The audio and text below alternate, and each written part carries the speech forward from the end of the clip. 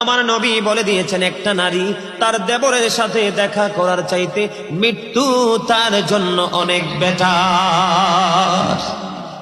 একজন নারী আর একজন পুরুষ বন্ধু, যে আমার নবী বলে দিয়েছেন যাদের স্বামী দেশের বাহিরে থাকে অথবা বাড়ি থাকে বউ, স্বামী থাকে অন্য জেলায়, ওই নারীদেরকে নবী উপদেশ দিয়েছে তোমরা সুন্দর পোশাক পরো না, ভালো করে সাজগোজ করিও না, কারণ অন্য কোন পুরুষের নজর তোমার দিকে পড়তে পারে।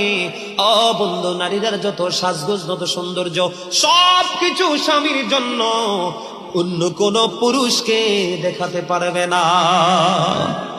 নবী যখন জান্নাতের দিকে নজর দিলেন, চাইয়া দেখলেন বেশিরভাগই পুরুষ। নবী যখন জাহান্নামের দিকে নজর দিল, বেশিরভাগই বন্ধু চাইয়া দেখলো নারী, আর বেশিরভাগ নারী জাহান্নামে যাবে শুধু পর্দায় না থাকার কারণে। নারীদের জান্নাত বন্ধু একেবারে সোজা বল